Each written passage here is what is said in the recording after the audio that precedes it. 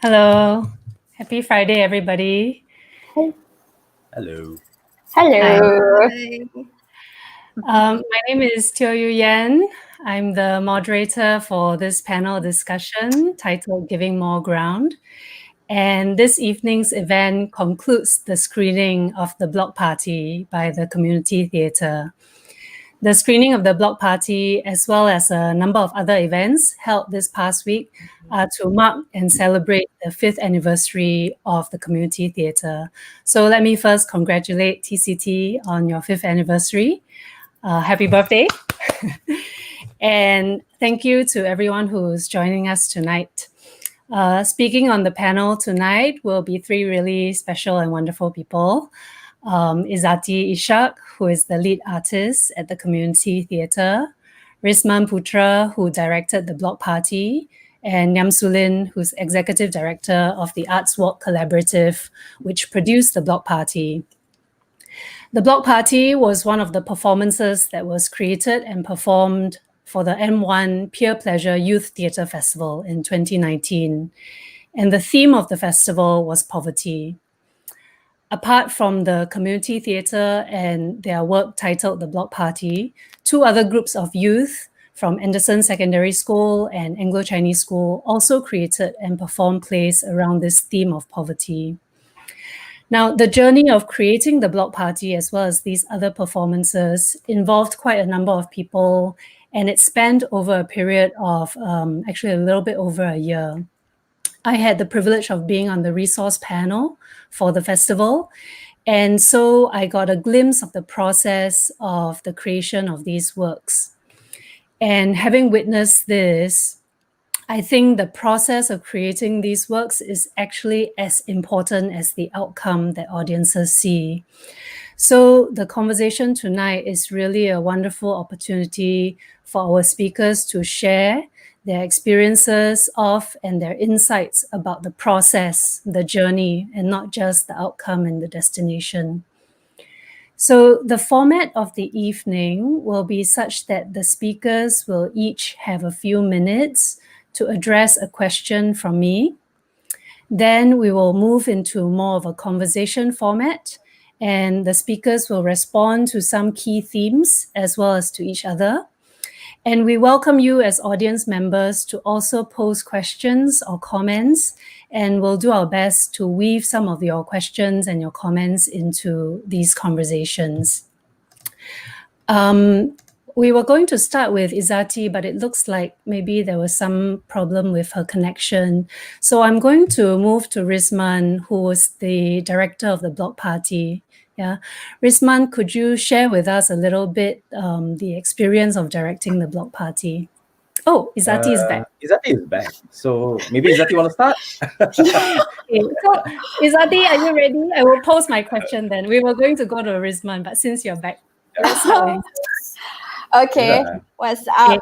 So I want to start by inviting Izzati to tell us, as the lead artist for the Community Theatre, can you tell us a little bit about TCT's journey?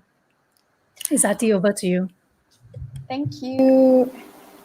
So the community theatre has been an interesting journey in terms of the fact of how it has grown. So we started, of course, 2015, where we had a lot of external volunteers coming together to share their gift of the arts of theatre, but then they wanted to do some community work at the same time. And that's where I kind of like decided how to curate the form into an interactive form of theatre called forum theatre, or sometimes we also use dialogue theatre, where we get a chance for the audience to be on stage. And I think my fear was, is the community going to be responsive or not? Because this is something very new. Creating a space for people to respond to issues is very unusual actually in a community. And fortunately, when we started doing it, I think what was really significant was the fact that people felt related to the stories on stage, and they wanted to come up and share their personal experiences to either educate or to share the struggles or to make people feel that they are this is not an isolated issue. And then eventually when like 4 years ago, more youth from the rental flat started sharing interest to be part of the program.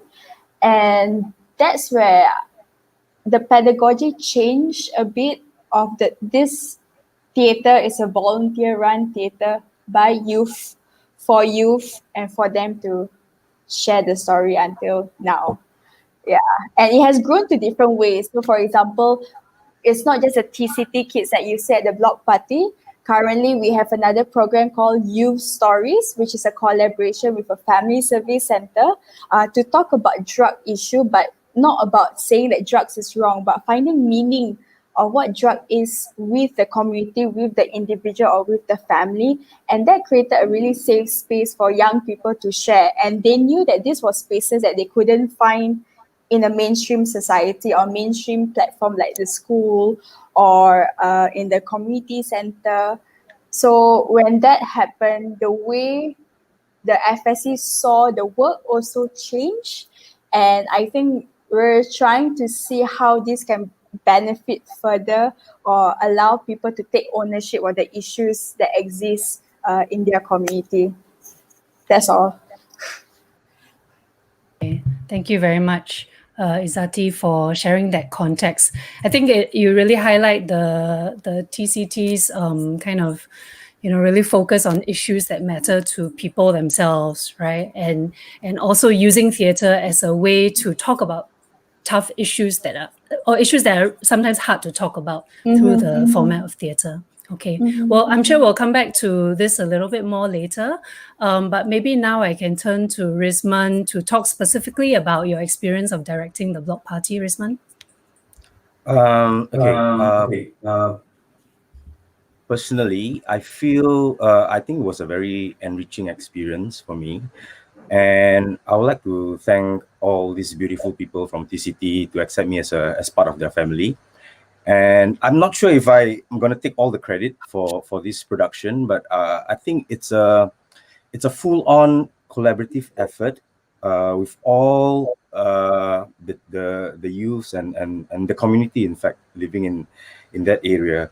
So I think what I can share is the strategy of creating this piece. I came up with the idea of the block party because I think it was a kind of like I wanted to create a space for the actors. So the block party kind of like an easy way in for them to enter into this world, because I think they are not trained actors, and I think being in that world, which is kind of like familiar, which is like the void deck, which is like under the block, kind of like ease them a bit. And especially performing at the Esplanade, it's a bit of I'm sure it was quite a daunting experience for most of them. So the process was like that, to create the world first, then after that, and the stories were very rich, and for me, sitting in, with like having a year and a half to create this space, it was quite an experience, because I mean, I wanted to put everything in, but it's not possible. So hence the creation of this kind of like documentary like performance, where we had like interviews with the women figure, the grandmother, the mother, and yeah. So for me, it was a based on my personal experience living in a rental flat back in the 80s.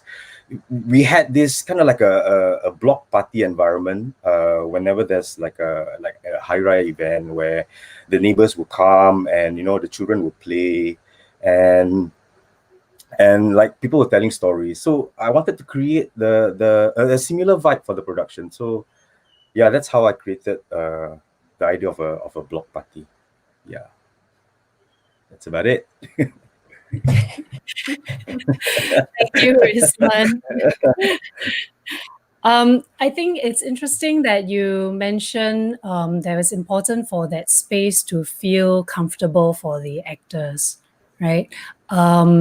we can circle back, but I wonder if you wanted to comment a little bit more about that. You know, what is so special about performing at Esplanade for the youth, and how sort of making sure that there's that kind of very organic and familiar environment, how to translate that onto a stage.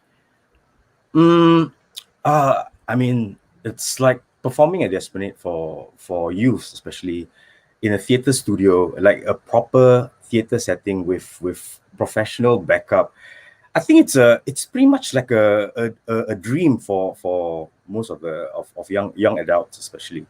And I think it's pretty much like it's I didn't want to kind of like pressurize them, but at the same time, to give them an important space. But at the same time, they had to tell their stories in the most earnest way, and yet I didn't want it to be like a theater performance. Coming from my background, I'm a multidisciplinary artist, which I mean, I work with music, I work with visual arts, I work with theater. So I wanted to combine all of this together. So having to work with them, so I had to find people with the ability to sing, the ability to write a script, the ability to dance. So by finding the strength from each of these individual, and you combine them all together into the space, and they had a reason to be there. Then when they had a reason to be there, then it became something that is really special. And for me, that was as a director, it was very rewarding. Yeah. Thank you. Thanks, Rizman. Okay, I'm now going to turn it over to Sulin. Sulin, can you tell us a little bit about the role of Arts Walk in the process? And I mean, so far we are sort of assuming that everyone who's tuning in has seen the block party, and this is probably true for many, but maybe you can give sort of a broader context of this performance and how and the journey of that 1.5 years preparing. Sure. Thanks, Yoyen. So, I mean, we present M1 Peer Pleasure Youth Theatre Festival. So that's a theatre festival that happens in collaboration with Esplanade. And we've been doing this for a couple of years. And then with our current artistic director, Jean, we wanted to hone in very much on particular social issues, and a social issue every year with different young people to really excavate, to research, excavate, and then to respond, right, to create stories, with youth voices who are being mentored to do that, and then to create original work based on that. So that's the model of the festival. And actually, we landed on poverty as the issue in focus back in 2017. So this was even before Yoyen, your book came out, and kind of there was an explosion that happened. But it coincided very, very nicely, and there was a lot of discourse going on. And when we had decided, let's examine poverty with young people, because we were so sure there are many, many things they wanted to say about this, and probably not having platforms, right, to express themselves and to create work that could be shared. So I've known of Beyond's work for many, many years now. And they do excellent work with young people, especially from the lower income community. And of course, they also have already a theatre program headed by Izzati, which is very rare. And as far as I know, the only, community-based organization that has that. So, I thought of Beyond immediately. I said, we have to collaborate. We have to include these young people in the process. And as you mentioned in the introduction just now, Yoyen, it wasn't just community theatre. There were 2 other secondary schools, so ACS Barker and Anderson. And for us, that's very important, because it's not just about, doing research and exploring an issue and then creating work around that. But representation also is really crucial. So, where are young people coming from who are from the lower income community, and to have their voices in the festival as well was really, really important. And more than that, how do we even look at how do we bridge, right, young people across the socioeconomic spectrum? And that was quite daunting, to be honest, at the beginning, because we're really not sure how it will go. But I mean, we truly believe that if you create the right kind of spaces, and the facilitation is there, and there's safe space, and there's respect for process, there's time, certainly it can be done. And so that's what we did. There was an entire research process that was put in place. We were looking at different. We had like a 2-day, I think it was 2 days. It's a bit hazy now. 2-day camp. We had a lot of sort of sessions together where we brought in the resource panelists. So we also put together a resource panel. Yo Yen was on the panel. We also had Hong Ling, who's a social worker with Ang Mo Kio FSC. We had Shi Hui, who's a community worker as well. And basically the resource panel kind of, helped us with content, with context, but also came alongside and journeyed with us along the process. There were a lot of interviews done with families from the lower income group. And then, of course, a lot of reading and journaling and all of that. So there's an entire process that was put into place. And it was interesting to see how the young people across that socioeconomic spectrum were mingling together in the space. And it was challenging at the beginning. I mean, in general, when you bring young people, strangers together also, sometimes they're a bit awkward and all of that. But I think there were other kind of dynamics at play as well. And so it took time to kind of build that kind of trust and create those kinds of spaces as well, where they would be more comfortable, at ease with each other. And certainly by the end of the process, we did see a shift, which was really lovely to witness as well. So yeah, I think what was really heartening for me, looking at all the interactions as well over time, was this issue of representation, right? And how can we be sensitive to people's stories, because these were stories being shared by youth from TCT. Also, we had human libraries, so we brought in different people to share, from the lower income community, and how can we treat these stories respectfully, right? And how can we respond to them in a way that does justice to their stories? And what more, these are young people, right? Who, might not have the depth of understanding or experiences depending on where they're at. And of course, we had artists to work alongside them, along a whole device process. But what was really heartening to see is young people rise to that challenge and occasion, and how much, how careful they wanted to be with representing these stories, and how empathetic they were actually. It was a different process for everyone, but just seeing that kind of willingness to be open, and to learn and to do this and to want to do justice to these stories was really heartening to witness. Thank you, Sulin. Thanks to everyone for your opening remarks. I think there are a couple of kind of common themes and threads already coming through. One is, of course, what's really special about TCT is that it's youth-centric, right? That young people take a major role in leading, in really sort of deciding what kinds of stories they want to tell about themselves.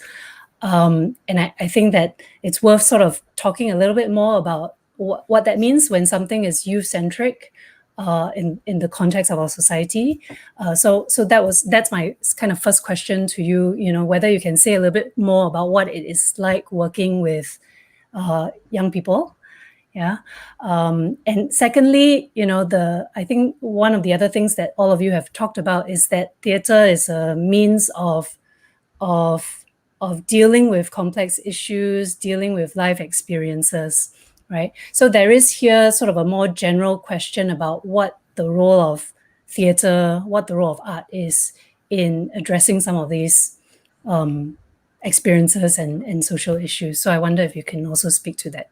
So two questions. One is, can you say a little bit more about working with youth and what's particular about a youth theatre? And second, what do you see as the role of theatre in addressing important issues in our society? Who would like to start? Izati, would you like to start? Okay. No pressure. Yeah. No pressure. I think when you asked that question, right, it came back and listening to Sulin's sharing about how we were collaborating with the secondary schools also, and it kind of triggered a memory of so right after the block party, a lot of people wanted to collaborate with TCT, you see, but I think there were collaborations that were really important because of the block party, which is we wanted to do a project with ACS Barker on a forum theatre piece, and this was TCT and ACS was one of the school who participated in the youth festival. And there was this time where we were all in a circle and we were talking, and this were, of course, all of them were mixed. Some were high, low income, middle income, everyone was together. But all we asked was there a time when our parents ever said something that hurt us a lot? And a majority of them raised up their hand, and everyone was just shocked. Like they were like, you sure your parents say things like that? Like you come from a different status from me. Like I'm used to it, but you sure your parents say, yeah, actually my parents do say things like that to me. And I think that kind of safe space that theatre created, right? Because of the images that they show or because of the sharing that we do at the end of it, really created empathy for each other and a realization that we were all struggling in our own ways. We were not dismissing the fact that there was inequality, but it was about building connection to each other to have a better understanding about each other also. And I think that's where the friendship started bonding. I think it was just a shame that because of COVID, we couldn't carry out, because every session was a new learning for all of us. And new connection, and they became friends after that. So the friendship after the festival, the wanting to work together, even like one of our youth suggested, exactly, why can't we just have a project with them, do a performance together with them? And I think that's really enriching, and it goes back to TCT's values of ownership and appreciating each other's strengths also. And I think what young people nowadays, what they want is a space to just, because they're so informed with so many things, they do not know what's right and what's wrong, or they don't have a space to articulate or to discuss or have a conversation about it. They just take it in, and now they just and that space to talk about things that are very sensitive. They don't want to be laughed at. It's too taboo. My teacher won't understand me. My friends don't understand me, and I think that's why TCT exists at the moment, was to that safe space, but eventually they created holding spaces for other people outside the TCT space also. So they learn to have that resilience eventually for others. Yeah. And I think that's what we want to build. Like a lot of people say like there's only a few people who can take leadership roles to run this country, but I believe anyone can do if we create a right platform for them. Yeah. Yeah, Izzati, Thanks a lot. you talk about brave. You talk about brave spaces, right? I mean, Yeah. that's a term to you, not just safe spaces, but spaces where we can be vulnerable, where we can take risks, where we can hold the space for each other. And it does take courage. I mean, to share one's personal stories, which are very intimate. Some of the stories. Yeah. It was a gift, actually. I think, for TCT to put these very, very real experiences out there. In order for other people to learn and to respond, right? So I think definitely, yeah, brave spaces is a term that sticks with me. Yeah. I wondered if you could say, I want to hear from Rizman also, but I want to circle back to this question of holding space, because this is a phrase that I've learned from you guys and I've heard from you guys a lot throughout this process, but I don't think that the phrase is very well used outside of certain circles. And so I want to circle back to this later on. I would like you to articulate a bit more, what holding space means, particularly since it also ties in with the theme of giving more ground, which is the theme of this panel. But before we do that, Rizman, would you like to comment on the earlier questions about working with youth and about the role? Working with youth, for me, I think, I mean, I've been working with you for quite a number of years. For me, it's kind of like a hanging out session with friends, but at the same time, you learn a lot more from the younger people, and at the same time, as a mentor, you give them a sense of I don't know, like an empowerment, like for them to express themselves, because like I was once a teenager, and I didn't have that kind of space. So for me, I think art is essential in that sense, because like, I mean, we are all expressive creatures, right? And I'm not talking about theater, but arts in all forms. Like we need that kind of space to express, but at times art kind of like helps to unleash that pent up feelings, or rather, like like for example, if they need to write a song, I mean, they can do it in a form like theater, or like drawing. That's where I think art is important in this situation. Yeah.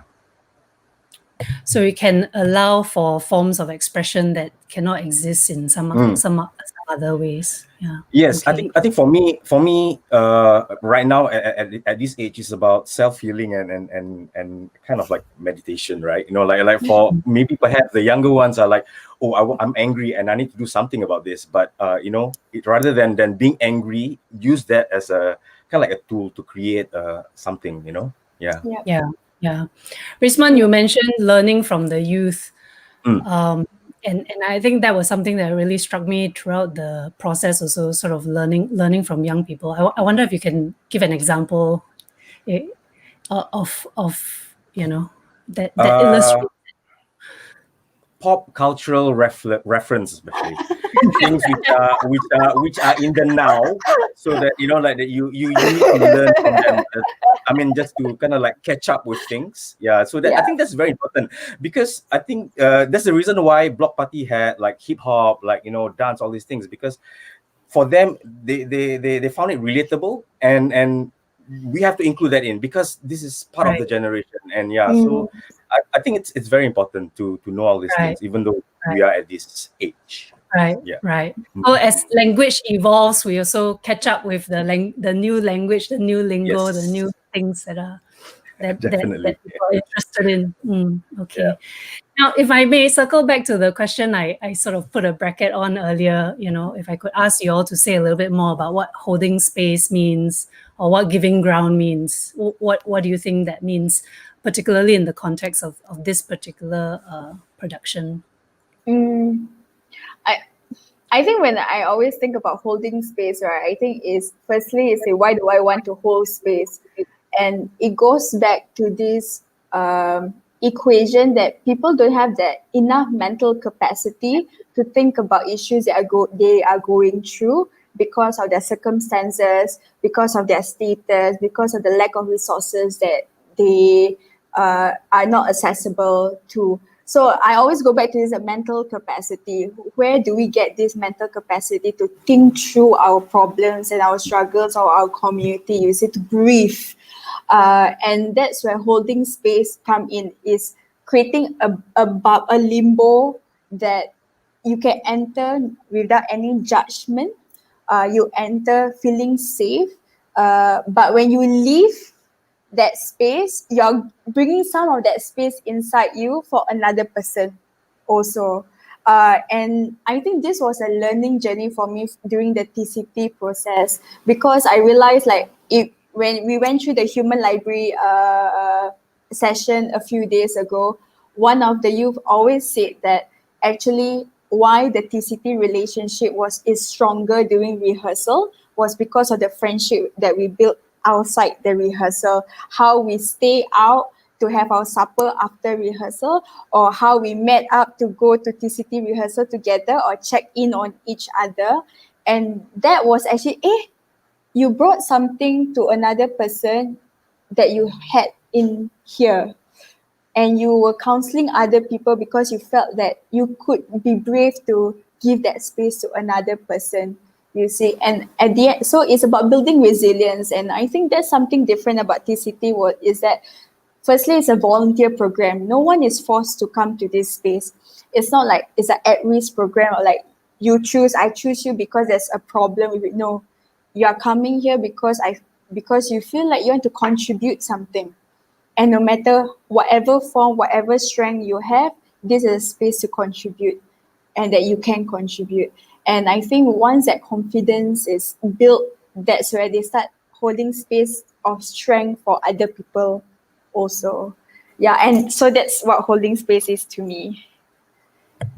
Thanks, Izati. I really like how you highlight that resilience actually is not, we often think of resilience as if it's like an individual's quality, but actually the resilience you're talking about is something that is created because of a group, because of a collective coming together. It's really nice. Yeah. So Lynn, would you like to add to that? Yeah. I mean, nothing much to add to the holding space. I think Izati explained it beautifully. But I want to respond to giving more ground. For me, it's about ceding power. It's about giving literally more space to communities who are unheard, invisible. I mean, today's topic, marginalized communities. So, and I think that takes a lot of intentionality, right? Excuse me, because sometimes we're blind to a lot of power structures. We're blind to identity politics. We're not self-reflexive enough. So I think giving more power has to come from a very conscious, intentional place in order for us to do that. And I think for this production, it was also about because when you see power or you're willing to give more ground, then it's also about being willing to be uncomfortable or stay in that discomfort. To be willing to give space and time to process, for things to be unclear and messy, but also believing in or having faith in the process that you put in place, which sometimes you don't really know all the steps, but it's about the principles that we put in place, right? So things like do no harm or respect or authenticity. I mean, these are things that definitely were part of our process. And I bring this up because the journey certainly wasn't easy. I think this topic, I mean, if you remember, there were challenges along the way, and this was from a funding perspective. This was also, we had conversations with IMDA in terms of licensing. There was a nervousness around staging Block Party. Well, there was nervousness around the festival looking at poverty as a whole, right? So even with the secondary schools. And this, I guess, also was because the wider kind of climate and a lot of attention was on the issue. And I guess, to some extent, it could be a potentially divisive issue. But I think kudos to the whole team, but also I have to say the external stakeholders, IMDA, we had funding from a government body as well. We were willing to communicate, and there was a lot of communication. So a lot of meetings, there was a lot of witnessing. So like reading the script, coming down to watch a rehearsal, having conversations about intentions and expectations, and what are some of these, what does safe space mean when we talk about a topic like that? I think also because it was involving young people, so there was a bit more nervousness as well because of that.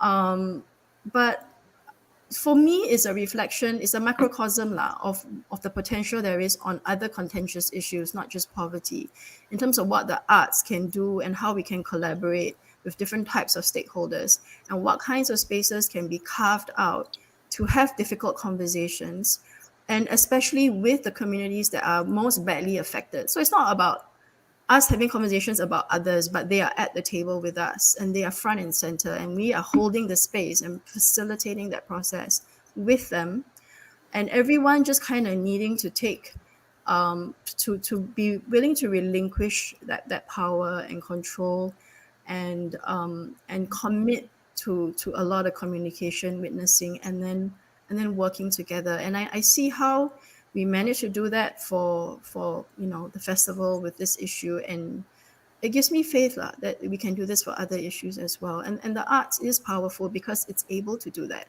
It's able to create those kinds of spaces because There are particular ways we facilitate, there are particular ways we create space.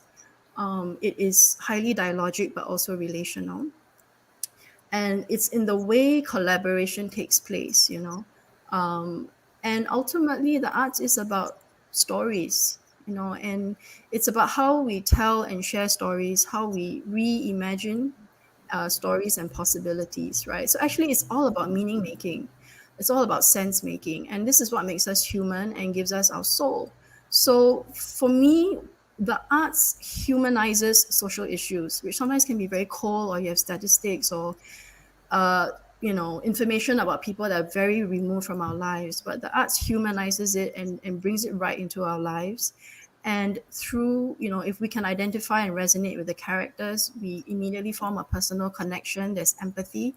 We insert ourselves into that story, and then we ask ourselves, what can we do? What is our role in that story? And I think that's why it's so powerful. And I think certainly the youth that took part in the festival last year got a really, really good experience of that. And I like to believe that they saw into each other's worlds, and that's why Izati shared about them wanting to collaborate after that and do things together, wanting to volunteer. Interestingly, for Arts Walk, we had young people in the audience after that want to do internships with us, and that carries on till this day. And they said that they were impacted by that production and they really liked it, So I think, yeah, young people. Okay, I've talking too much. That's wonderful. Thank you so much, Sulin. That's great. I won't try to summarize it because you already. Thank you. Rizman, what do you think? I don't know. I feel like whatever TCT has been doing, it's a great model plan for not only in that particular space. It could be all over Singapore. We can have this kind of a space for the youth to come and hang out. Rather than spending that time outside, they can hang out together and talk about things and create things. I think it's a very, very important period of their lives, because it's how you absorb things at that particular age. It's kind of like a transitional period from being a child to like an adult. Then that's where each individual will create an impact in the society because of having this small space where they get to hang out and share their problems and create things. Yeah. Thank you. So I see that there are some questions that have been sent through from the audience, and actually there are 3 questions that all have to do with kind of the process of art making. So I'm going to read all 3 of them and then open up to whoever would like to address them. The first question is what aspect of the first question from Mark Nair is what aspect of theatre or theatre training were the community actors taken through to prepare for this performance? Yeah. And then there was a second question from Charlene. What the panelists think would be the value of having such a program as an ongoing project? And then I think this is also Charlene's question. What needs to happen to support the artists and producers who put their energies and skills to this kind of work? What kind of hurdles need to be overcome for this to happen? Maybe I'll direct the first 2 questions to Izati and Rizman and the third to Sulin, if that's okay. Yeah. Okay. How? Rizman, you want to answer first or you want me to answer? You can start first, then I jump in. Yeah. Okay. I think for the pre-production, the training, I think the first thing that we did was that, so before the block party, we had another production called One More Light. And this was an orientation actually for the youth to firstly come on board to understand what TCT was about, which was a space to talk about stories and performing the stories to the community, because some of them were quite new to TCT. And that's where we started trying to build that courage of performance, writing stories, script writing, and then eventually overcoming stage fright in front of a huge audience in Linky CC. But then, of course, this was with the help. I think Rizman was already on board, and there was already and there were already external volunteers who are artists themselves creating like drama games, teaching about acting, vocal warm-ups and things like that. But the most important value that we wanted to put out, because the truth is the block party is going to be one of the most intimate performance that they are going to do, because of how lived experiences will be shared on stage, you see, and this is their stories, and we wanted to make sure ethically they were ready for that space. And so that's why One More Light came up first, to just let them feel really, how is it like sharing something that is part of you, being brave, and allowing people to interpret the stories according to their own lived experiences also. So that was the first part. And then the next part was where we started involving artists in the space, like Rizman, like Safwan, you know, sharing and Marilyn also, just sharing their experiences, training them. But yeah, Rizman, why don't you add on about the exciting script writing? I will start with like this experience of having to eat together before rehearsals, which there's no other theatre company kind of like start their rehearsals with eating, right? Because of like, there's going to be like digestion problem. But this eating bit is very special because we sit in a circle, then we eat together. As we eat, we talk about our day, and like as we talk about our day, that kind of like create a conversation, because sometimes when I come, I'll be like ready with things to do. Then after that, when I start talking to them, then it creates another idea of like, okay, we can do something else besides what I've planned, for the day. Then after that, there's a kind of a trust, which is the most important thing for this production, actually. Kind of like getting to know them, they kind of like get to know me, like, so it's that particular part is very important. I don't know whether that's like a part of like theater training, but for me, that was essential. But of course, right after that, we got into the basics, like of course, like stage presence, all of those things. Then once we are done with that, then slowly they knew like this whole process of theater making. Yeah. Can I add on something? Sorry. Yeah, please do. I remember. And this, speaks a lot about the amount of work that goes into TCT and Izzati and the team, because actually, Izzati, you went around to engage all the parents and the families as well of the TCT members, and I feel like that can't be not mentioned, because it's not just about the actor training, as in the youth himself or herself, but the ecosystem invariably gets drawn in. I think especially when you do community based theatre, right, and especially the youth from TCT, which come from a particular community as well, and geographical community. And so I think part of the preparing them was preparing the families too. And when the families are prepared, they are prepared. And I remember, Izzati, you went door knocking, you had to have meetings with families, and we were taking up a lot of their time. Rehearsals were ending late, there was school, there was... I think that part is so important as well. In the end, they were part of the play. Some of them, in the docu, they were cooking for the members meals. It takes a community, right, to do community. Yeah. Thank you for reminding me that hard work also. I have two follow-up questions, if I may. Okay, yes. One is for Rizman. Rizman, you say the eating is very important, right? Can you explain a bit, if the eating beforehand together didn't happen, what would things look like? Meaning, what magic is created, when the eating together and all that happens first? And then for Izzati, sorry, never mind, you say first. No, okay.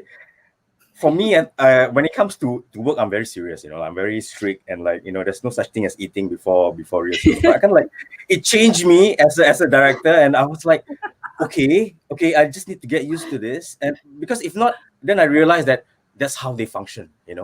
That's how they do things here. So I was like, if they are not eating, it would like straight up, hey guys, come on, have you done your warm up? Like things like that. They start their warm up. But for me, eating is, I know, to me, it's about like we talk about the food, like, hey, do you like this food? Yeah, I don't like this food. Like after that we're like, oh, I prefer, fish fillet rather than fish ball. That kind of conversation, which is like very, it's there's nothing special about it, but it created a kind of a connection between myself and the cast and the youth. To me that's very important.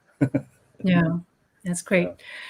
Izati, it struck me when Sulin was talking earlier that of course those of us who are on this panel tonight have become familiar with Beyond's work over the years and knows a little bit about Beyond's approach, but that may not be the case for everybody listening in. And I wonder if you want to say a little bit more, sort of in general, Beyond's work and the way Beyond sees the world in some ways, Beyond's principles and values.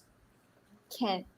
So Beyond Social Service is an organization that works with young people and children through a community development process, which means that we take a strength-based approach. We believe in their strength first. When we talk to them, we don't ask for their needs. We ask them, what do you love to do? What do you want to do? What do you want to share? And actually identifying existing connections in the community. It's very easy when you go in and say there's a problem in this community, but you overlook the strength that already exists that we can expand on or support the expansion of social support. Because at the end of the day, they are the experts of their own life. And that's exactly what TCT, that's why I guess Beyond created that support for TCT, or the values from Beyond came into TCT, just because we believe in the stories, we believe in the strength of young people. And when that happens, like Sulin said, the whole community must be involved, must be informed also. And it's not just the parents. And thank God the parents were very understanding. And I think they were really looking forward, because there were changes in the youth life in their own school that I didn't know of. So when we were doing the home visits, it was actually understanding what has happened and what has changed for them for the past few years participating in TCT. And I think one of the key things was that I asked, why do you want your son to go TCT? Then it's because firstly, he gets to speak more English because he's always surrounded by Malay friends, right? But he said because of that, his English improved educational one, and he gets to interact and now he's a leader. He's a soccer captain in school. His confidence is there already. And the mom was quite shocked to see that part of him. And so you don't see this kind of growth when it's just in the rehearsal space. I think affirming them outside the rehearsal space is also important. And also I informed like the teachers also. So I had to call up the teachers, tell them what these kids are doing. And I think one of the crucial thing was like, CCA points are really important, right? And one of the problem that I saw was that these kids do want to volunteer. These kids do want to have leadership skills, but the opportunity of leadership in a school is lesser for them, or it's not accessible for them because of the circumstances. Like they had to take care of their sisters, or they had other responsibilities. So the timing was only like evenings once a week is something that is suitable for them. So it's not that they don't want to be leaders. It's if you give a space that is appropriate and accessible for them, they grow from there. And you can see from teachers' responses, like, yeah, she's changed a bit. This has happened in school. I wonder what happened. And it's like, oh, because this has happened also. And that sense of appreciation in school started. Yeah, so like some kids were very quiet in school. They say, no, she's not quiet in TCT. So like this is, yeah. Right. So you need an ecosystem to support the work, but also in the process of doing that work, you actually also expand and you change the Perception overall of them. Yeah. environment that they're in. Yeah. Yeah. Okay. Sulin, the third question from the audience was what needs to happen to support the artists and producers who put their energies and skills into this kind of work? What kind of hurdles have to be overcome for this to happen? Yeah. It's a great question. It's a huge one. And I've been like scratching my head. Wow, how do I unpack and respond to this question? What needs to happen? I mean, I think firstly, actually artists and producers need to want to step up to do this work. I think, to be honest, I think the ecosystem currently doesn't have too many artists who want to do this kind of work, as well as producers. There are, but we're not in. There's not a great supply. Let's just put it that way. And I'll be interested to hear Izzati and Rizwan's thoughts about this as well. So socially engaged artists. This is separate from artists just working with communities. I think this kind of work is goes beyond just doing artwork with communities. I mean, this work is very process based. It is journeying with the community. So for Arts Walk, we call it arts-based community development. So it is community development work. So maybe I just clarify that, because there's a whole spectrum of community arts. It can be once off, it can be 4 weeks, it can be something like TCT it goes on for years, and your lives are intertwined together. Your stories, your co-creation, your collaboration. So I think there are not that many artists and producers now who want to do such an in-depth work and who are really interested in community development. And that's something I hope will change and shift, because there's a lot of value to this kind of work and this kind of art making process. And it has aesthetics of its own, and it has different kinds of art making, right? Beyond your galleries and theater venues and all of that. So what needs to happen? Hopefully there'll be more interest and desire. I do think there are resources available. We're talking about financial, or you're talking about people wanting to collaborate with the arts. I do think it's there. I think there's a lot more openness now to other approaches to looking at social issues, to looking at civic engagement as well. But perhaps also in terms of, because I've been wondering, so far Beyond Social Services is the only community organization I know that is so committed to working through an arts-based process. And correct me if I'm wrong, Izzati, I don't think there's any other, be it community organization or FSC or VIDA, community-based, that is so invested. I mean, to some extent, Yishun Health is, and I know Yvonne was on your panel last night as well. But I think in that sense, BSS is ahead of the curve, right? If there was more interest from the ground, so to speak, I do think this would kind of help galvanize the ecosystem more as well. Because sometimes it's a chicken and egg thing. Artists and producers may not understand or know how to enter into this kind of ecosystem as well. And if there's no invitation in, how do I collaborate as well? So I think it's a bit of both.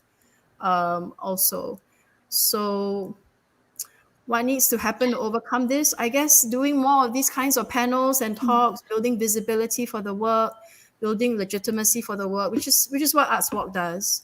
Bridging the different fields. It's very interdisciplinary, this kind of work. That's the other thing. So one needs to have the appetite for that. I think collaborations are not easy in general. So to want to be able to collaborate across disciplines also, and then looking at social issues or marginalized communities, I mean, it can be daunting, right? So I think mindset shifts have to occur as well.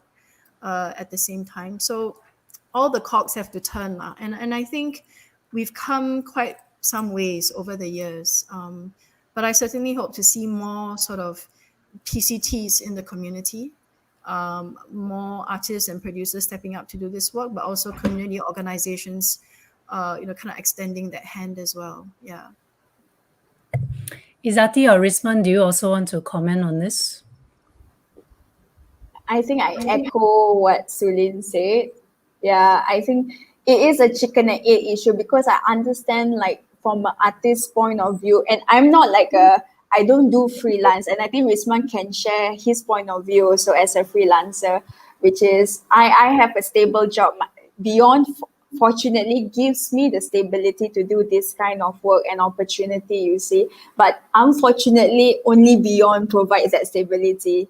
And when I did had some conversation with some friends about it, is how do we allow people to trust this kind of work?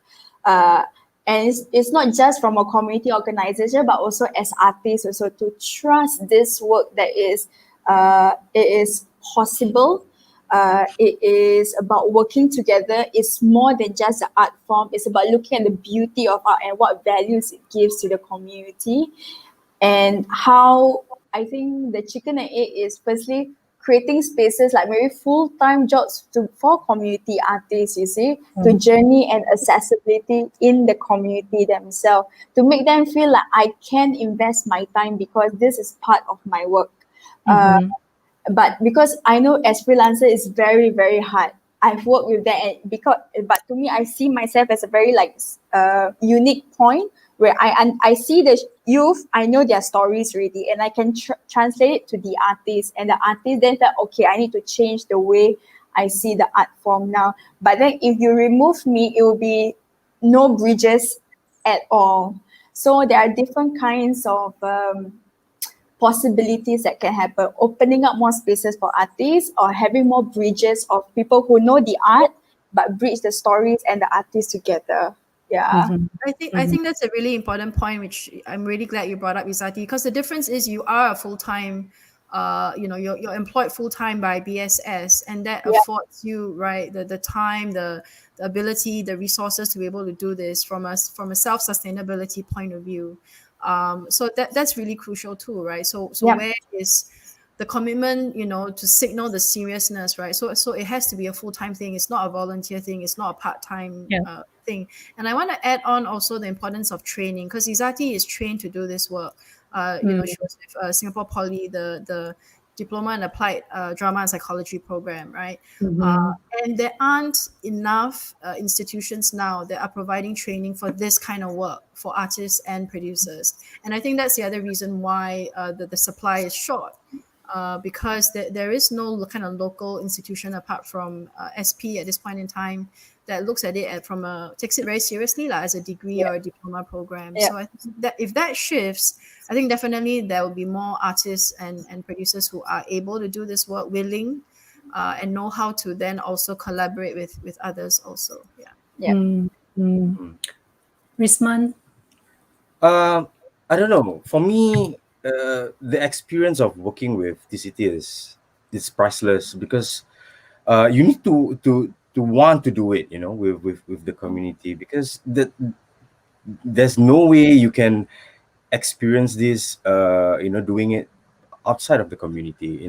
You can't find this like what Sulin said in galleries or any other theater companies. To me, this is for me, it was a life-changing experience, because I've never experienced creating a work which is like a year and a half, meeting youths who are like really interesting, talented, and gifted, and I feel like there are more of these youths all over Singapore. And as an artist, I feel like you need to really impart your knowledge, or share your experience and learn from their experience, because I think for me that's the whole idea of working with the community. And yeah, of course, like being a freelance, you have to run around, but that's the sacrifice you have to make. I mean, you live only once, you have to experience everything.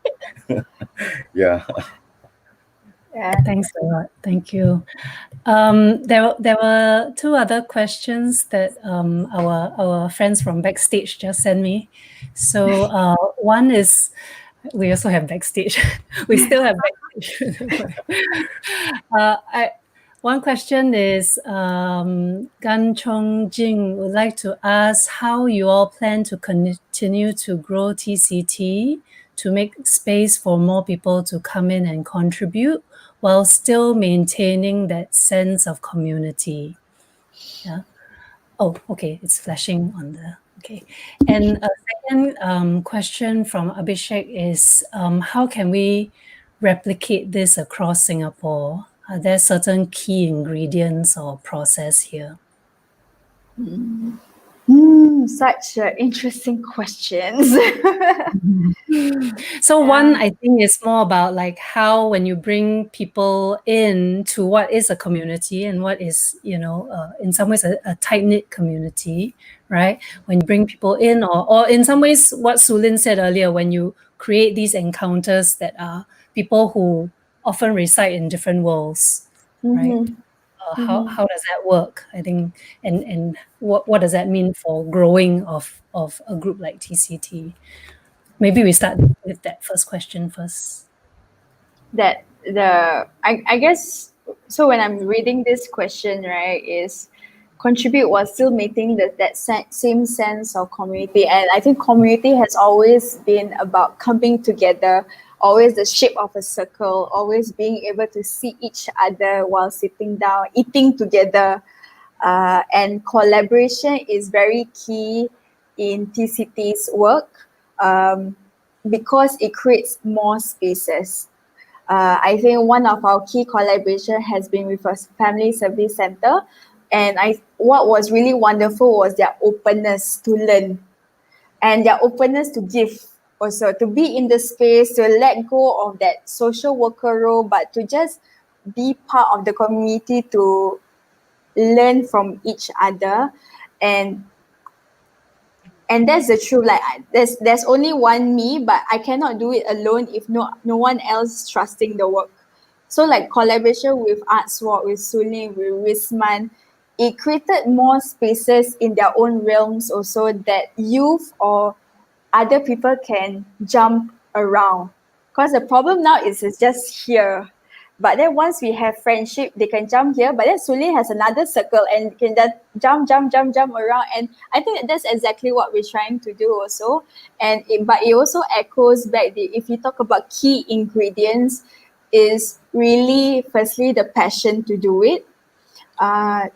To know that the art process is more than just the art. It has a lot of community work, community conversation, being listening. And I think that I just had a conversation with one of a community mother, because I asked her, because she's done all the volunteer work in the community. Then I asked her, why should I enter this community? Then she said, Izzati, all you need to do is just be present, just listen, just be with us.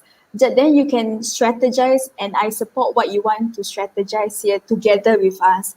But for now, just listen and be present and create that space. And I think that's really essential as an artist, to give time. I think like when you say 1.5 years is really very long, but I think we needed that 1.5 years to just build that relationship with Esplanade, with Wisma, with Sulin, with ArtSwap, for them to feel comfortable to share these stories also. Yeah. How about you guys? What you guys think? Risman? I'm going to answer the second question, how we can replicate this across Singapore. I think to build a community of like how TCT can like build their thing, you have to start small. You have to start really really small. Maybe like perhaps a group of like 10. You gather just 10 people, and with this group, I mean just giving a number. Right? 10 people can actually kind of like expand, because I think it takes time. It's like a process, like just like creating art. To build a community, it's a slow process, and it can be quite frustrating because not everyone can commit to it. But I think the idea is just what Izzati said, to show up and listen and talk, and that's how you kind of like build it slowly. And I don't know, I hope TCT will last like, I don't know, more than 20 years, because to build a small community, it will take a long time to kind of like trust each other. Yeah, that's my take on this. I mean, so it's interesting. Thanks, Abhishek, for the question. So actually, ArtSwap are writing a case study now on arts-based community development in Singapore, and one of the things, I mean, we're trying to say through the case study is we definitely need more artists doing this work, and how can that happen? And I resonate with Rizman, with starting small, and maybe what I described just now sounds really daunting, and that's, I mean, TCT has been doing this for years, so to be fair, you can't go from zero to that. But one of the ideas we had is, what if artists in your own communities where you live, have you ever considered of doing art making with the people around you in your neighborhood, or do you see particular issues, or even from an aesthetic point of view about space, and maybe you see other uses for this space, or the way we gather here, could be or how we use space, so on and so forth. I mean, it starts with a question, right? And if artists could feel like they could just work in the spaces they already live in and the people residing there, that could already be very powerful. So you start small. You might, so for Three Pumpkins, which is headed by Shirin, she does work at the children's playground, where she lives, and literally you're there every Saturday. You're hanging out with the kids, and you're doing art making, you're doing theater making, and this is not necessarily like doing like performing. This is arts in a very sort of the broadest sense possible, creative processes and playing games and listening and attending and holding space and all the things we talked about. That's how you can have a ripple effect, right? But it must start with artists wanting to do that, or seeing their practice a bit differently, or seeing the possibilities that are there. I mean, the other way is for, like community-based organizations to, like, when I think about the kind of work I want to do with communities, do artists ever enter my mind? Does it cross my mind that these are potential collaborators and they bring something to my process that I don't have? I don't have these tools, these creative process tools. I don't facilitate this way. I don't do group work this way, but, artists can, and they can play and they can create that kind of space. Artists are constantly looking out for what is different or new, or, we're not interested in solving problems. We're interested in asking questions. And already the nature of the practice, the starting point is so different. We're interested in like bridging difference, or like, bringing like a whole bunch of different weird things or diverse things. And okay, what can happen here? It's exciting for us. We love those challenges. So the mindset is already so different. And we've seen basically the case study, we bring up examples of how, when that's the starting point, and you work with issues in the community, it already is very different. And I think the work of TCT demonstrates that very clearly as well. So they're not there to solve the community's problems or eradicate poverty. Well, not the way we understand it. It's a very different approach, but it does take time and commitment, and being patient with seeing change and outcomes. But I would say the change is more transformational, and it goes deeper. So yeah, and maybe one last thing I will add is, I mean, we do have like National Arts Council doing arts in your neighborhood, and artists are out there. They do programming quite often, and they've gone into a geographical community approach. But these projects tend to be short-lived, right? A few months, and then the artist leaves.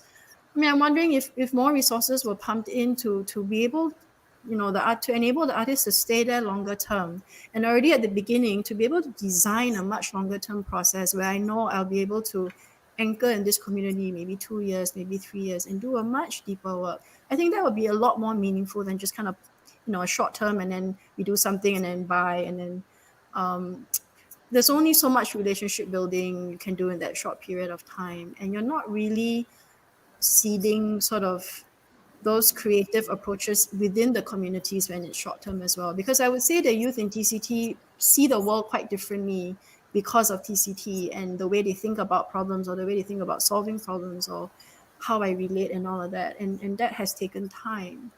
So yeah. Thanks a lot. I really like how all three of you are kind of unpacking time and kind of demystifying, like what fills the time, and sort of talking about some of that. And I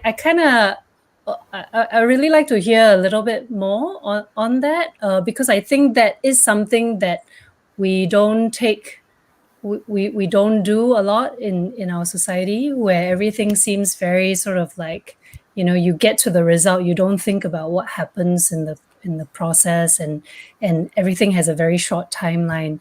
So I wanted to ask of the three of you, slightly different versions of this question. To Izzati, I wonder if you could say a little bit more, this is TCT's 5th anniversary, right? And in the 5 years, presumably certain things have changed, right? Because of this time that you've spent together. And I wonder if you can comment a little bit about what you're doing now, or what you can do now that is not possible at year 1 or year 2 or year 3 or year 4, right? What has this journey really been, and what has the time allowed you to do, and how have you filled it? And then Rizman, maybe you can say a little bit more about, in these rehearsals that you did with the young people, after the eating, what were the kinds of things that you did, right? That resulted in this wonderful, amazing performance that was the block party, right? How did that come about? I mean, I think to those of us who are outside theatre particularly, it's like magic, right? It's like 1 minute you're here, the next minute you're like boom, and this amazing stuff is in front of you. And I think demystifying it is a really, maybe it gets to some of the answering the question of how to replicate it, right? And Sulin, if you could say just a little bit more about what were some of the activities that happened in that 1.5 years, right, with the kids from the 3 schools. Shall we start from Izati in the order I asked the questions?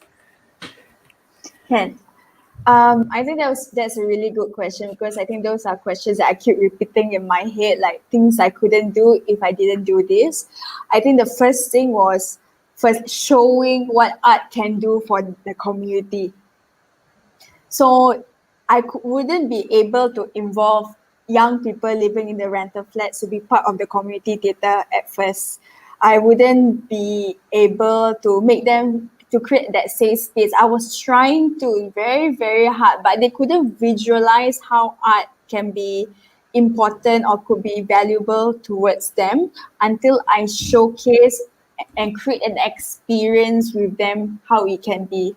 So that's where at first, like year 1, it was like all external volunteers, and these were people with big hearts, passionate about theatre, passionate about understanding community issues, and they were ready to do the groundwork ethically, you see. And when they created the performance and we show it to the audience, which includes young people, that's where the spark started happening. Like, I can firstly take over the role, because we were doing a lot of forum theatre shows. So they took over the role. They could change the situation according to their lived experiences. And then after that, they were able to share their experiences or struggles to their community, even though it was a community of strangers. Even though they were living in the same community, they did not know each other, but they faced the same way. It's also the action of just showing them, like for me as a facilitator, I will ask the question, does anyone agree with this person? And everyone raising their hand with agreement, you see. And when that happens, right, you see solidarity, and you see the spark in their eyes, like, okay, there's something going on. I've never seen this before, but I'm interested. And that's where the young people started getting interest. I still remember, like, one of the youth, this was the second year, I think. It was Sayang, the production, and there were young people. And then when the youth came out and created that space to just share about her experience, right? The following year, she was part of TCT already, because she saw that magic. In a sense, magic I wouldn't say it's magic but it's like a space. Yeah. And I think without these processes, and you realize how long it takes to go there, without having the external volunteers to come first, without talking to the parents, talking to the schools, the block party might not have happened. I was a bit scared when Sulin asked, hey, we got Esplanade and we want to invite you, you know. I'm like, oh my God, it's so huge, you know, we've never experienced it. Because how the forum theatre was created was that if the whole team felt, Izati, I don't think we are ready for 2 weeks later performance, we need more rehearsal, then I said, it's okay, we can postpone it. But with the block party, you can't postpone. You have to start training then and you have to perform then, you see. So, but I felt those were baby steps towards creating routines, towards exploring themselves, towards believing in themselves to be able to do something that they were overwhelmed. Eventually, some did drop out, but I think so what we lost throughout, so this is the reality of the work, right, is everyone's life is still moving on, even though we were doing the block party. People were still struggling, people had family issues, and it was really important, like after the session or like checking in on them was part and parcel of the process. Because I knew there were things like I was here, okay, it seems like she's not coming because she has issues at home is all right. And I think creating understanding in the space was really important, even though we were supposed to be so disciplined, put your problems out of the door. These are things you can't do with our youth, you say, or this is not part of the process. Yeah. But eventually it built that resilience for them. Like, I can put things out the door, but I will talk to someone and I know who I can talk to eventually. Yeah. So yeah, I guess that's a summarize of it.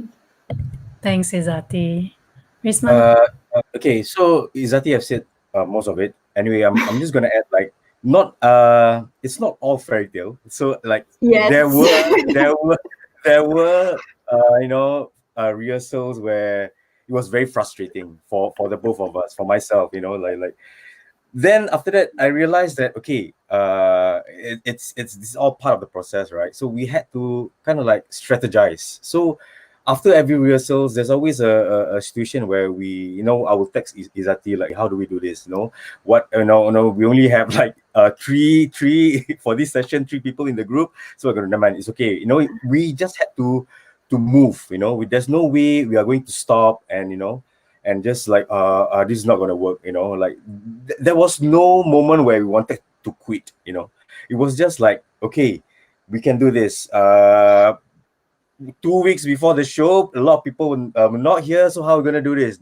It's okay. We pretend that they are here, but when they come back, they are they're gonna fit in and things are going to work.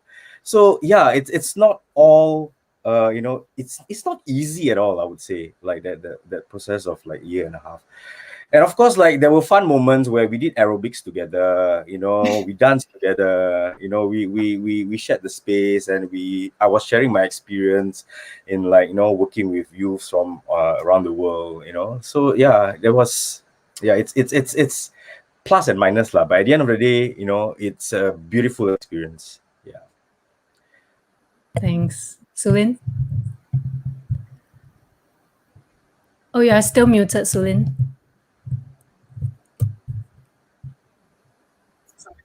Sorry, you wanted me to respond to unpack a bit Yeah. about the process, right? Behind, yeah, okay. So I was trying to jog my memory after you and I wrote it down in case. So I mentioned putting together a resource panel of which you were part, and that was a crucial part of the process because we're not sort of experts in terms of the issue of poverty, and we're not for Arts Walk, and we're not working on the ground with these communities. So having not just TCT and beyond with us, but also yourself, sociologists, social workers, other community cultural workers with us, that was important. And of course, you guys also co-designed the research process with us, and we had quite a few meetings. What would be a meaningful process for young people? How do we ensure this is an ethical process as well? So on and so forth. So then we went into a 2-day camp.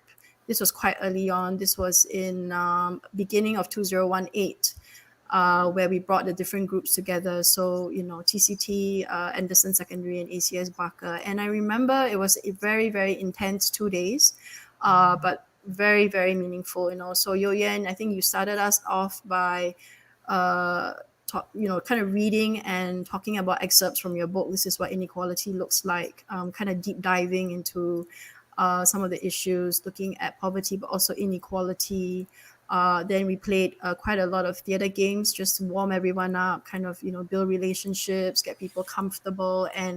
But within the games were also things about thinking about difference and inequality and privilege and power and those sorts of things. And there was this one exercise on needs and wants that you and Shi Hui conducted that was really great, where you divided the young people up and each one received the same package of items. So from, like what was there, bus card to handphone to laptop and all sorts of things, even school uniform. And basically young people had to categorize them according to, is this a need or a want, or, can't decide. And that was a really interesting exercise. And these groups were mixed, right? So all 3 groups had youth. I mean, yeah, so youth across all three groups were in each of these activity groups, and the kinds of like deliberations and decision making they had to make about, oh, is this a need, is this a want, but oh, it's a need for you, it's a want for me, it's you know, so those sorts of negotiations was really interesting to witness and to then to unpack and have conversations about. And then we had human libraries come in. So actually, some of the TCT youth, I think at least one was a human library himself. But then we also brought in some parents. We brought in, different people from the community. You know, parents. And so the young people got to encounter these different books during the camp and hear very, very tangible and lived stories. Some of them were really heart-wrenching. I remember some of them, and I think it was very, very eye-opening for many of the young people. They got to ask questions and that kind of thing. And then we did a bit of devising, I think, also during the camp. I remember Jean wanted them to, based on what they had heard and experienced, just to come up with short kind of responses. So they worked in different groups to devise, and they changed directors. So if I'm the drama coach for ACS Barker, I'm working with, you know, Anderson. Anderson, or Yeah. so we did that. And that's to give a taste also of like how the pieces will be put together eventually through a devising process where the material comes very much from the stories that are heard, the research, the kind of, you know, what happens in the rehearsal room where people are creating something, right? So that's a devising process. So it's from scratch and it's original work.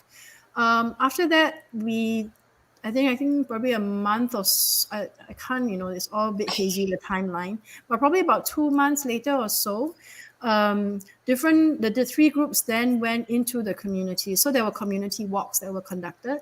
So this was done by Hong Ling from Ang Mo Kio FSC. And each group had their own community walk where we went into Ang Mo Kio.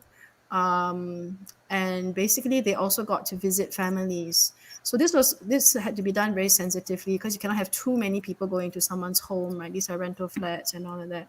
And there was a whole exercise behind that in terms of briefing the students, what kinds of questions, in terms of how, not so much what can you ask, but how do you ask it, you know, the sensitivity. How do you respect spaces that you go into? Can you record this? Can you not? How do you ask for permission? And of course, for schools, you know, you have to go through an entire RAMS exercise. So they have to do like risk assessment and all that. It was, okay, let's not get into that, but there were all these considerations, right? But those community walks and interviews really grounded the research.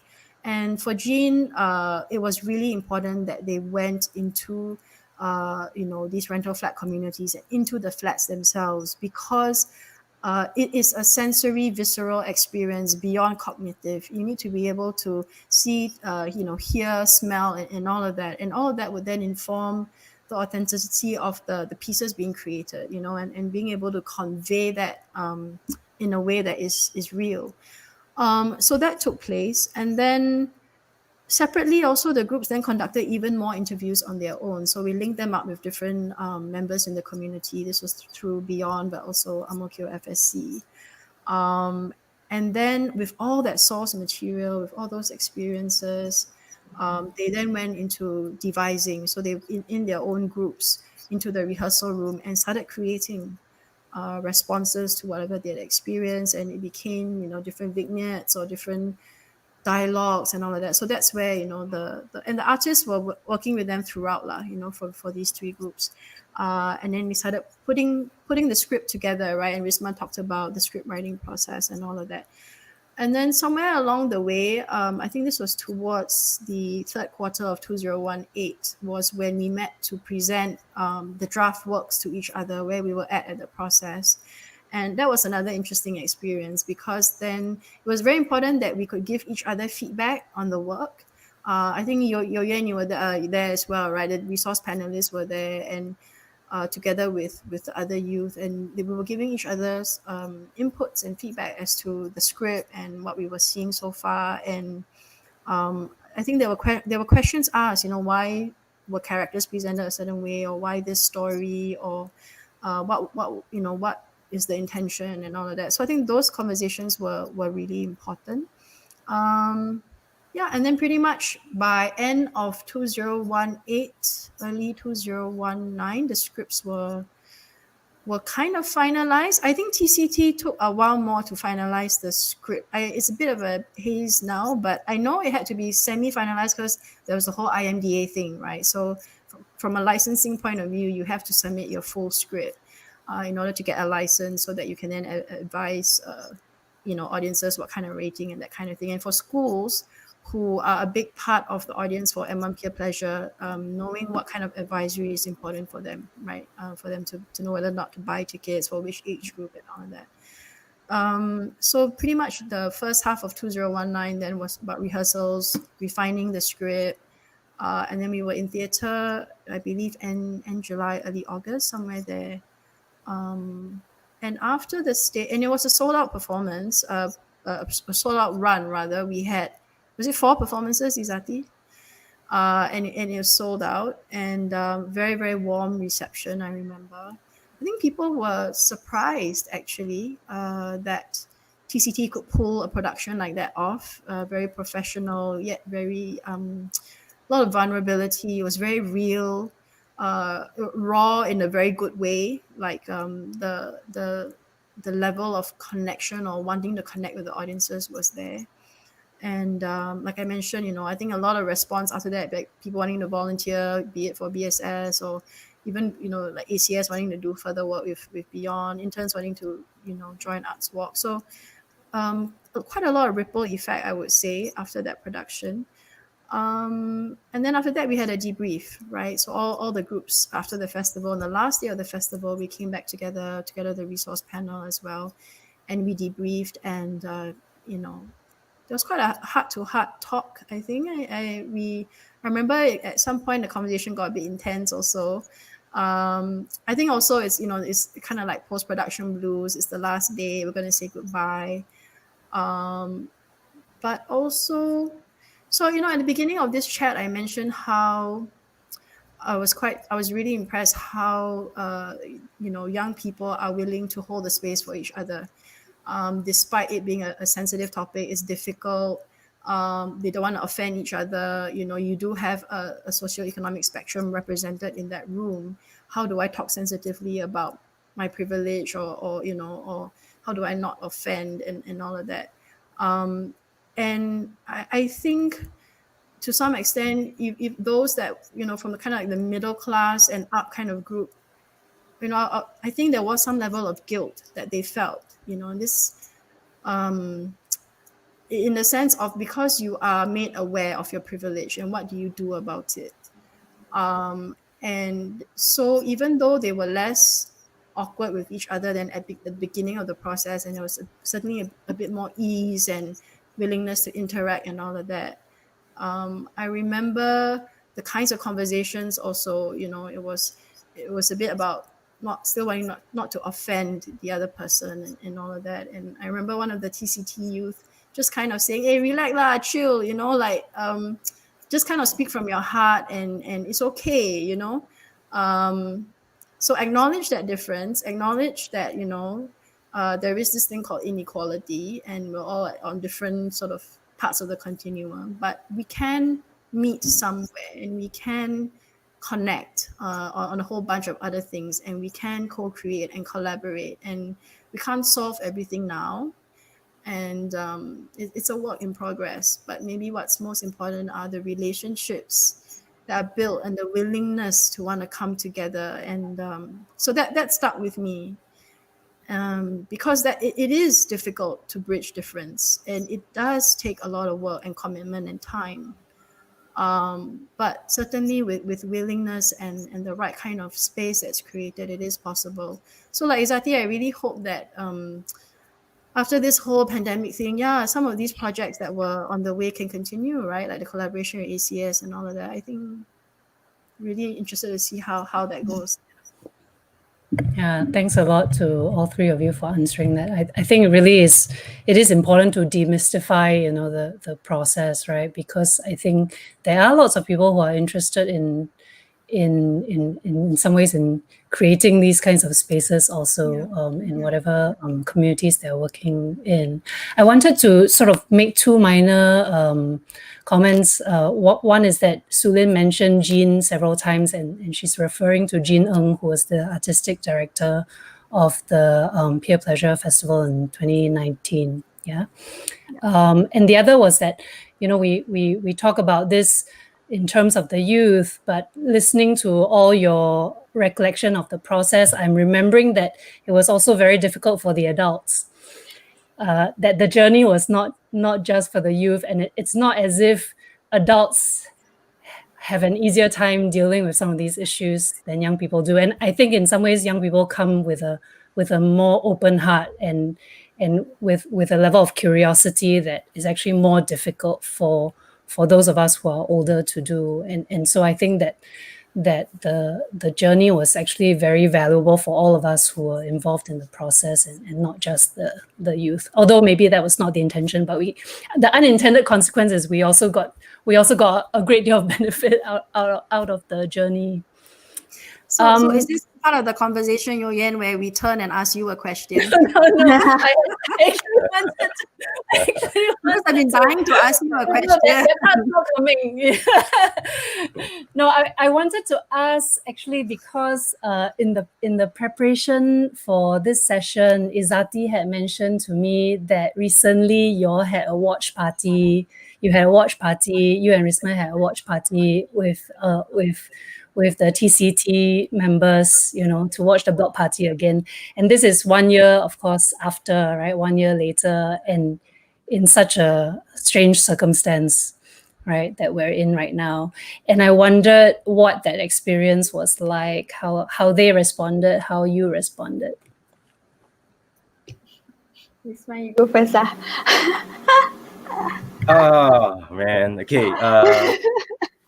Okay. So it's like watching a piece of work which we were really proud of, you know, like a baby that we have created, you know, like everyone was like, oh, is that warm and fuzzy feeling? And like the question was like, can we restage this again? You know, like I'm sure it's gonna be different because there's gonna be a different group of people, you know, like working together, and you know, I'm sure it's possible to stage something else, but of this because of that experience working with Block Party, maybe TCT kind of like learn a lot on how to like produce, you know, a piece of work, which in a real like theater space, you know, and all of those things. Yeah. So I mean, for me personally, it felt like coming back home, you know, like coming back home to a piece after a year of like, you know, kind of like put that things aside. But I will always remember the production week, definitely the production week for, you know, in terms of like the logistics, organizing things, you know, all the pep talks and, you know, all like the encouragement. And I think that was like valuable for me. What about you, Izzati? I firstly, I think we did a watch party was because we got the video, and then it was a perk me up during a pandemic. Everyone was like struggling, you know, like really, oh my god, HBL, loss of job, stuck at home, nothing to do or things like that. I was like, okay guys, let's do something that we all love, which is watch the block party together. Okay, then I was like, yay! Everyone was like so excited. And then I think it was just so nice to reminisce like wow, I never thought we could do that, and we did that, you know. And then like everyone like in the chat group like repeating the lines that was going to happen next, you know. It was so cute. Then like doing the dance, and then but what was really nice was also like we had some members who wasn't part of the show and who couldn't watch the show watch with us also, and then that affirmation at the end of it, saying, oh my god, this was how good the show was, like you guys, this is brilliant, you know. And it was just nice reconnecting, even though like this pandemic has stopped so many potential projects. It was just to regenerate and sustain that positivity during this space lah. And I think I'm just very thankful to the to Artswalk for documenting the performance. Like really, I think it's going to be something. And they want to keep it. They want to show it to their friends. They want their families to watch it, just to show that I have done this, and this is evidence that I've done it before. Yeah. Sulin, did you have any thoughts about 1 year on, sort of looking back on that? Yeah. Or if you really want to ask me a question, I will answer. Yeah, let's start with that question, Nguyen. I think you want to answer that question. Sorry, what? I think you want to answer that question, which is why you asked it. So Oh, you think so? Oh, how about I you? see. 1 year on. okay. 1 year on. I think this year, of course, is a very strange year. So it doesn't feel like it's a normal 1 year on, right? And we are talking to each other. I mean, it's still really lovely to see all of you and be talking like that, but it's not the same as when we were, in the Arts Walk office, sitting down, eating together, drinking tea and all that, right? And so I think that there's something a little bit poignant about, like a little bit bittersweet about looking back at the process, which I think I would have felt the same in a normal year, but I think especially so because of this year, right? This particular strange year. And I think maybe it's I think we take for granted, right, that we can have these social connections and that we can build these relationships. But actually, it is a very precious thing, and I think that year and a half was really, truly extraordinary. What the kinds of relationships that people could build during that time. Yeah. So, Lynn, I know that you just did another festival this year, which you had to do entirely on Zoom. So I don't know if you wanted to comment briefly on that. Well, we looked at disability, so a different social issue, and it's still quite fresh. It just ended 2 weekends ago. So we're still processing it. It's doing theatre online is it's a big question mark. It's certainly very different. Can we call it theatre? Still kind of unpacking that one. So not really wanting to dive too deep into that experience. I think we're still unpacking it. But I think I did see a question, I think from Jacqueline in the comments. So is it okay if we address it? Sorry, Yoyen. It's just that Oh no, I wasn't looking at that site. Let me go over. I don't see it. Why don't you go ahead and read out the question, because I'm not sure what you're referring to. It's also because it's something that I did want to address okay. just now, and I think it's an important one because it's about ethics. So let me read the question. Let me read the question, because now I know what you're talking about. Was really moved by the play. Feel free to answer either of these. Question 1: some of the kids involved in the play were quite young, under 10, and some of the issues I don't think they were, anyway. And some of the issues handled were complex. For example, critique of discourse of meritocracy, welfare model. Was wondering how youth of that age relate to this content. For example, whether this gives them vocabulary to frame experiences that they know very well, or whether some of the issues will only be things they can understand later in life. The second question, unfortunately, was cut off. Let me scroll, but do one of you want to address that first question? Sulin, did you want to address the first question first?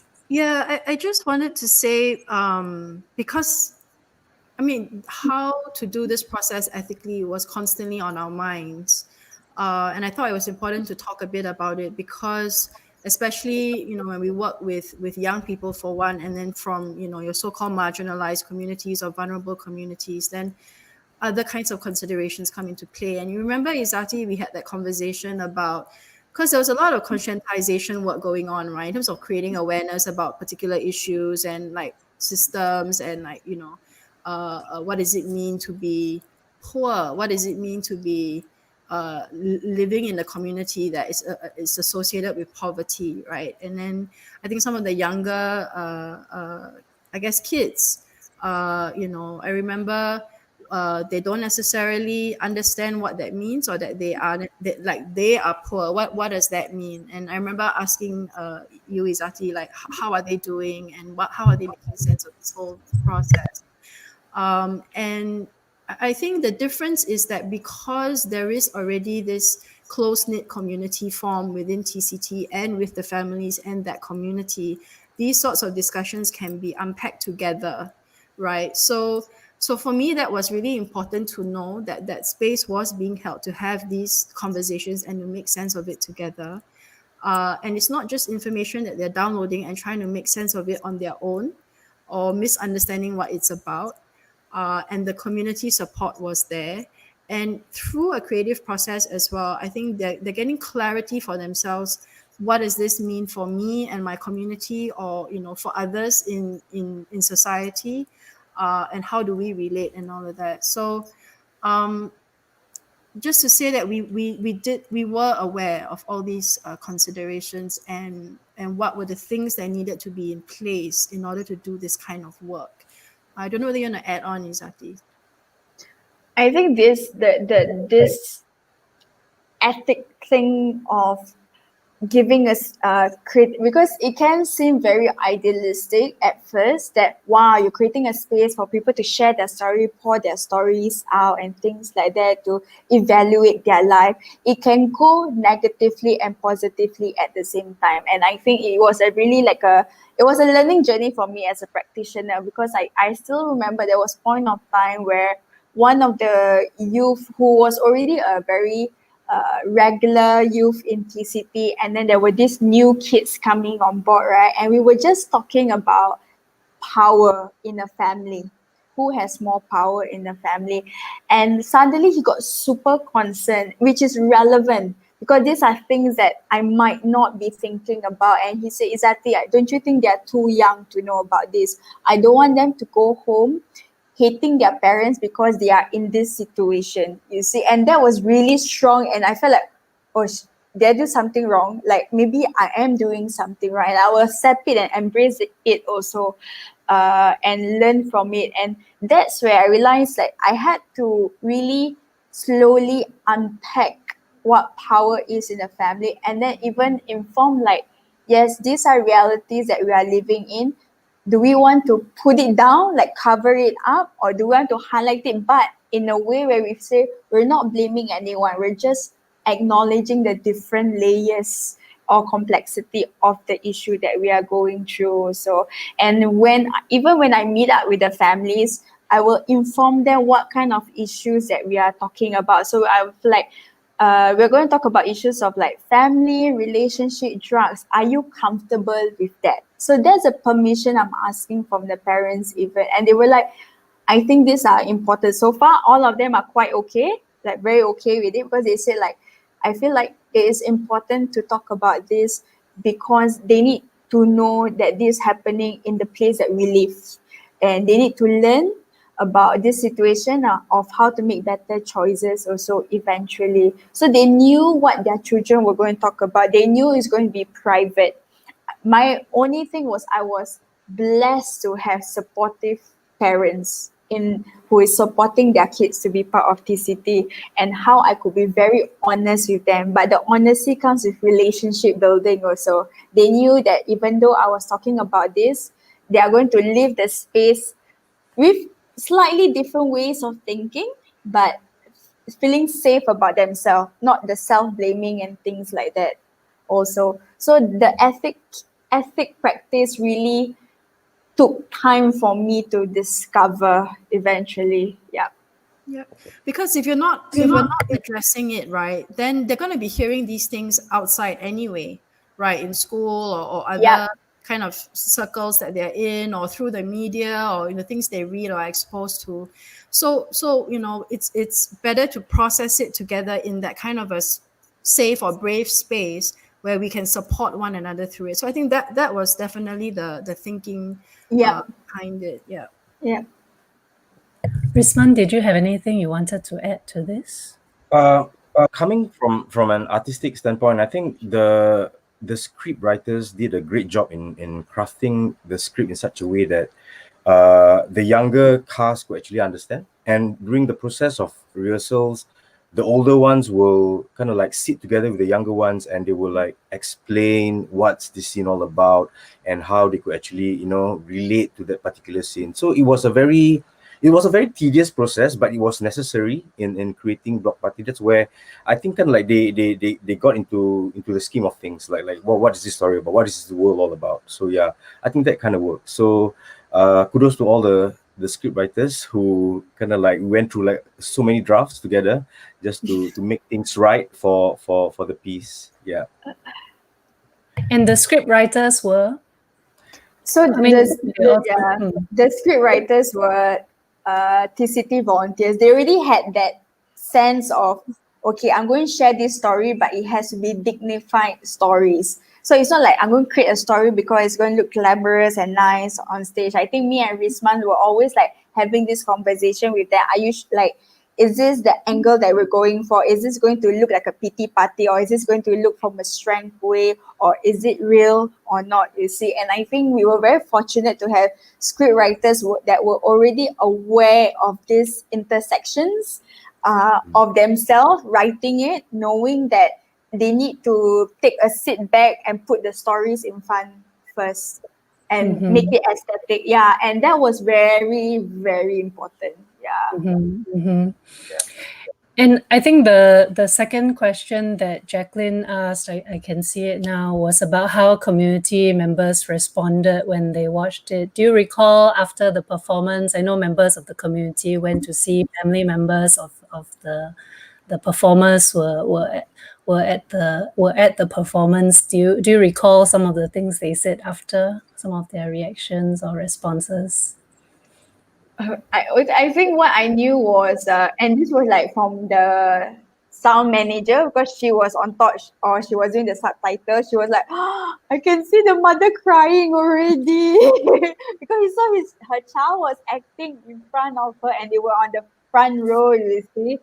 And I honestly, I would love to just talk to that. I didn't have a chance to, was to ask, how do you feel seeing your child on stage performing stories that were very real?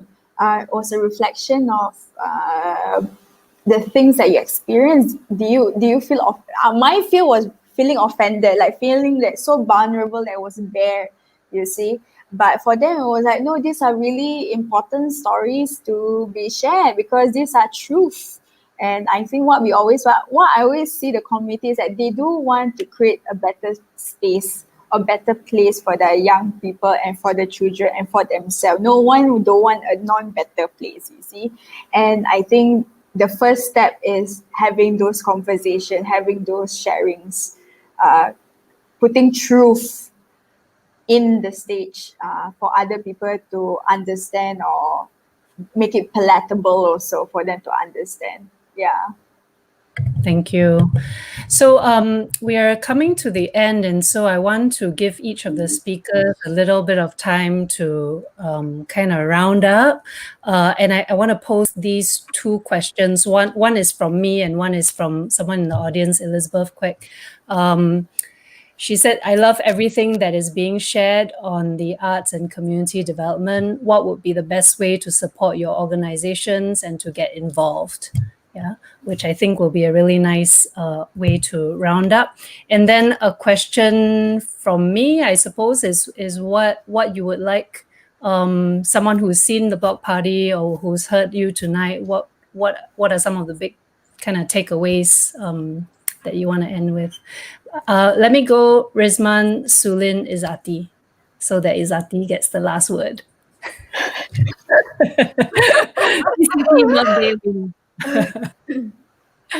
Okay. I'll start first. Yeah. Yeah. I don't know. For me personally, I think if you want to work with the community as an artist, you have to really put aside your your your status as an artist, because I think you have to come together with the youths, especially, like you come together with them on the same level and try to understand their lives. I think that's very important. And once you understand them, then slowly you can bring back your artist hat and contribute by sharing. I think that's the best way to put it, because the moment you put your ego aside, I think you learn more, as compared to like, oh, I'm an artist, this is how I do things. So for me, I think that's how it worked for me as part of the process. And I hope TCT will continue doing this brilliant work for the next, I don't know, forever, I guess. Yeah, that's for me. Thank you, Risman. Sulin? Give more ground to young people. Be willing to cede power, control, and be willing to be uncomfortable, and give space. I think young people now, especially, they really want to be able to have the ability to co-create, right? So that's a word that's been used a lot now. But oftentimes it is still adults sort of controlling the space. So how can we learn to let go and to genuinely collaborate with them? And I would say this especially for schools. I think doing the festival for more than 5 years now, I see so much potential in young people for wanting to really have that space where they can ask those difficult questions, have challenging conversations about a whole bunch of social issues that are very uncomfortable, and to make sense of them and to respond to them in ways that are authentic to them, but are often being shut down in schools or not being given the space or platforms to do so. I see teachers who are willing to go there, but maybe school management is not. And these directives do come from higher up. And it's a waste. It's a waste of the potential that is there to really galvanize energies and intelligence and just this something quite pure about young people. This earnestness, and there's a lot of courage as well. So I think we as adults need to be able to embrace that and not push it under the carpet. But how can we encourage that and create brave spaces, but also safe spaces? So give more ground, and 2 more years of TCT. I hope there can be more Izatis at Beyond, but also at other organizations. We need more of these types of collaborations and interdisciplinary work. Yeah. And finally, to answer Elizabeth's question, for Arts Walk, you can go to our website. It's artswalk.org. So it's ARTSWOK without the R. So people sometimes think it's Arts Work. It's not. It's artswalk.org. Or go to our Facebook page, right? So /artswalk. And thanks, everyone. Thank you, Sulin. Izati? Yuyan, can you repeat your question? I can see Jackie. The question is, what would you like the audience to take away? What is a big takeaway you want them to leave the panel with? And then what would be the best way to support your work? I think what would like people to take away is actually be brave. Don't be scared of feeling uncomfortable. Yeah, I think everyone's scared. It is very scary. Even currently, one of the topics that we're tackling is about sexual harassment. It's so scary because it talks about gender issues, it talks about inequality, and the truth is not many of us are trained to talk about social justice issues. But the first thing is create space for yourself to talk about this. Create space for others. Don't shut it down. And I think one of the things that I hear, yes, I totally agree, Sule, is having spaces like this in schools where they can really unpack things instead of keeping it inside, and then it creates values that are very negative for them eventually. So I've heard schools that had shut down when people want to talk about racism, people want to talk about terrorists, people want to talk about the sexual harassment issues that's available out there in the newspapers, but everything is shut down. No, today is not the day to talk about this. But then schools are accessible place for students and young people to talk. You see, that's your catchment already. But I understand that being brave is the first important thing as a practitioner. And I think don't be scared, like just educate, talk to us, talk to anyone who's in the realm, you know. I think for us, we're always stuck in an echo chamber, but we are so open. Like yesterday, one thing I've learned is to talk to someone that's opposite of you, so that you can have a wider understanding and create more space for you. So to talk about this, I think in terms of how you can support, is firstly, if you want to collaborate, we are here. Beyond is always here. We are always open to new ideas, and I think that was the platform that I will always be grateful, was autonomous. Sorry, wrong English. Autonomous to like just do something that is valuable and meaningful, but in the journey and in the pace of young people and what they want to do according to their interest at heart. Yeah, so you can contact us. I think we're going to put out our website in the comment group. So you're welcome to just click on that. And then, yeah, and thank you for, I think most important thing, like from us, from Beyond and from all the collaborators, is thank you for trusting us. I think trust plays an essential role, because sometimes trusting blindly to just hope for things to develop in good ways or bad ways, that's part of the process. And willing to trust again and again is part of the process, and we are very appreciative. Yeah, we couldn't have done this without trust at all. Yeah. Thank you. I think this is the point in the evening where in a normal situation we would have mad applause. So I will give you my one person mad applause. Thank you so much, Sulin, Rizman, and Izati, for doing the wonderful work that you do, and for creating safe space and brave space in your everyday work and also on this panel. This was really fantastic. And congratulations again to the Community Theatre on your 5th anniversary.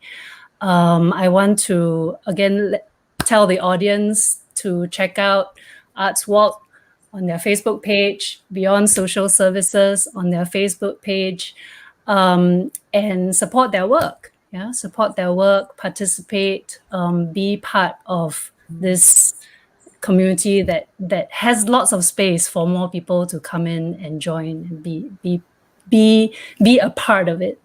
Right. So thank you so much. There's one good news. So sorry, just to interrupt. So I think it was because of overwhelming response towards the show, we are extending the broadcast to Sunday. Yay.